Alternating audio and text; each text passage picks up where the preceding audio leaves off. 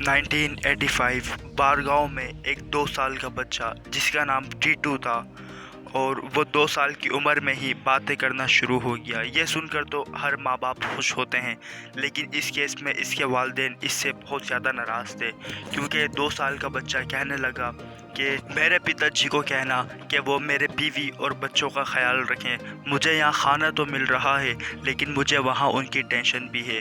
जब कोई 2 साल का बच्चा जिससे सही तरह से कहना भी ना आता हो और वो इस तरह की बड़ी बड़ी बातें करने लगे, तो ये माँ बाप के लिए कोई अच्छी खबर नहीं होती। जब टीटू की माँ ने उससे पूछा कि तुम किसकी बात कर रहे हो, तुम्हारे कौन से बीवी बच्चे, तो उसने कहा कि तुम लोग मेरे असली माँ बाप नहीं हो, मेरे असली माँ बाप नहीं हो। और ये बातें जब 2 साल का बच्चा कहे तो ऐसा लगता है कि भूत वगैरह हैं। लेकिन मगर 1998 के अंदर जब टीटू 5 साल का हुआ तो वो बड़ी बड़ी बातें करना शुरू हो गया और वो अपने घर वालों को कहता है कि तुम लोग मेरे असली माँ बाप नहीं हो। तुम्हें नहीं पता कि मेरे जो घर वाले हैं, मेरे माँ बाप, मेरे बीवी बच्चे, वो आगरा के एक गांव में रहते हैं और वहाँ पर मेरी एक शॉप भी है और मेरी मौत वहीं पर हुई थी।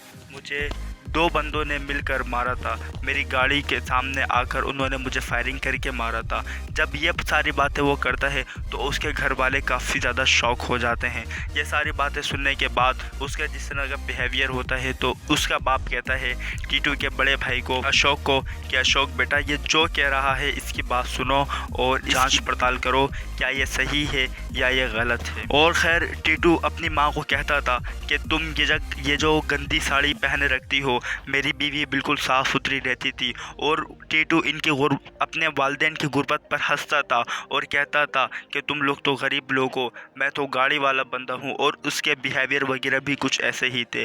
मगर अशोक और उसका दोस्त जब जाते हैं आगरा, वो काफ़ी ज़्यादा ढूंढते हैं उस नाम की शॉप, सुरेश नाम की शॉप वो ढूंढते हैं, बहरहाल उन्हें कहीं नहीं मिलती। वो थक हार कर एक किनारे के अंदर बैठ जाते हैं। लेकिन जैसे ही अशोक की नज़रें सामने एक शॉप पर पड़ती हैं तो वहाँ पर यही लिखा हुआ होता है, सुरेश रेडियो शॉप। अब ये सुनकर अशोक जो है काफ़ी ज़्यादा शॉक हो जाता है कि ये तो वही दुकान है, ये तो वही जगह है जो कि मेरे छोटे भाई टीटू ने कहा था। अब ये सुनकर वो काफ़ी ज़्यादा शॉक हो जाता है, लेकिन वो हिम्मत करके उस दुकान के अंदर चला जाता है। जब वो दुकान के अंदर जाता है तो वहाँ पर एक हुमा नाम की औरत होती है, क्योंकि उस दुकान को सुरेश की बीवी ही चला रही होती है। अशोक हुमा को कहता है कि मुझे सुरेश से मिलना है, तो वो बताती है कि सुरेश का ऐसे ऐसे इंतकाल हो चुका है। हुमा पूरी दास्तान सुनाती है। ये सुनने के बाद अशोक जो होता है वो काफ़ी ज़्यादा परेशान हो जाता है। लेकिन फिर हुमा कहती है कि अब तुम मुझे बताओ कि तुम यहाँ पर क्यों आए हो, किस सिलसिले में आए हो। तो अशोक सारा वाक़या बताता है कि मेरा एक छोटा भाई है टीटू, जो कि इस वक्त 5 साल का है, और इसने यही वो सारी बातें बताई हैं जो कि सुनकर मैं यहाँ पर आया हूँ और मुझे यकीन नहीं हो रहा। तो ये सुनकर जो थी हुमा, सुरेश की बीवी, वो भी काफ़ी ज़्यादा शौक हो जाती है। उसे लगता है कि यहाँ पर कहीं झूठ है, यहाँ पर कोई मजाक है, क्योंकि 5 साल का बच्चा और ऐसी ऐसी बातें कैसे कर सकता है। तो उसके बाद होता यह है कि अशोक जो है वो हुमा को और हुमा के जो ससुर होते हैं उन्हें लेकर, पूरी फैमिली को लेकर वो चले जाता है अपने घर पर, जहाँ पर टीटू होता है।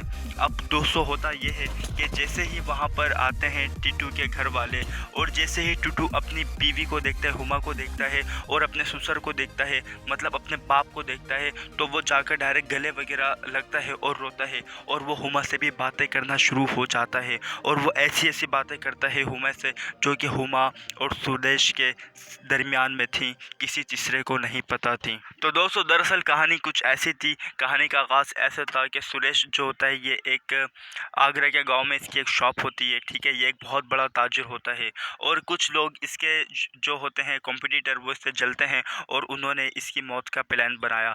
जब ये अपने घर आ रहा था वाइट कलर की सफ़ेद गाड़ी के अंदर, तो वहाँ पर जैसे ये दरवाजे के ऊपर आया, इसने अपने दरवाजे को नॉक किया, तो पीछे से एक गाड़ी के अंदर 2 बंदे आते हैं और दोनों इसके सर के ऊपर फायरिंग करके इसे वहीं पर ही मार देते हैं। तो अब यहाँ पर जो टीटू है, ये टीटू सुदेश के रूप के अंदर आया है, और क्योंकि ये इंतकाम लेना चाहता है, कुदरत इंतकाम लेना चाहती है, तो तभी टीटू को एज आ सुदेश बनाकर भेजा है। लेकिन दोस्तों अभी यहाँ पर हुमा को फिर भी यकीन नहीं था कि ऐसा कैसे पॉसिबल है। तो उसके बाद ये लोग टीटू का इम्तिहान लेते हैं। इम्तिहान लेने के लिए 3 स्टेप्स है। सबसे पहला ये है कि वो जो इसकी दुकान थी सुरेश की, उसके पास से स्पीड से लेकर जाएंगे। अगर टीटू यहाँ पर रुकने की बोलता है कि मेरी दुकान है, तो इसका मतलब सही है। और ऐसा ही होता है जब वो वहाँ से स्पीड में जा रहे होते हैं, तो टीटू कहता है अरे कहाँ जा रहे हो, मेरी दुकान तो यहाँ पर है। दूसरा इम्तिहान ये था कि दुकान में जाकर देखना है कितनी तब्दीली हुई है। तो जैसे ही टीटू दुकान में जाता है और वो कहते हैं यहाँ यहाँ पर तुमने क्यों तब्दीली करी। और तीसरा ये था कि जब वो अपने घर पर जाएगा तो वो अपने बच्चों को पहचान लेगा। और ऐसा ही हुआ कि जब टीटू अपने घर पर गया तो उसने बहुत सारे बच्चों के दरमियान में से अपने दोनों बच्चों को अलग कर लिया। तो इसका मतलब यहाँ पर ये तीनों इम्तिहानात पास हो गए। अब जैसे ही ये कन्फर्म हो गया कि सुरेश का ही रूप लेकर टीटू आया है, कुदरत ने इंतकाम लेने के लिए भेजा है, तो ये मैटर उसी टाइम पर पुलिस में चले गया। और साइकोलॉजिस्ट ने भी इसके ऊपर काफ़ी ज़्यादा रिसर्च वगैरह करी, लेकिन पुलिस ने इस मैटर को काफ़ी ज़्यादा सीरियस लिया। और उसके बाद टीटू को जो है वो अदालत के अंदर पेश किया गया।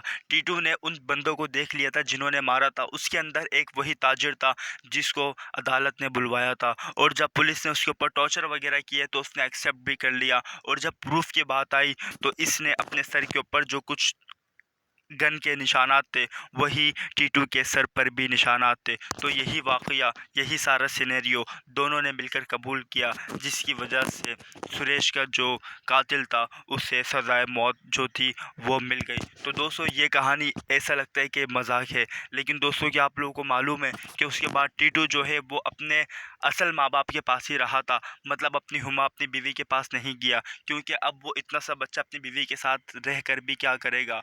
तो इसीलिए ये जो है अपने असल माँ बाप के पास, अपने गरीब वाले माँ बाप के पास रहता था। और आज ये पढ़ लिख कर एक अच्छा इंसान बन चुका है और टीटू आज भी ज़िंदा है। तो दोस्तों आई होप इस वीडियो को देखकर आप लोगों को लगता होगा कि ये सब कुछ मजाक है, लेकिन आप लोग जाकर गूगल के ऊपर भी सर्च कर सकते हैं।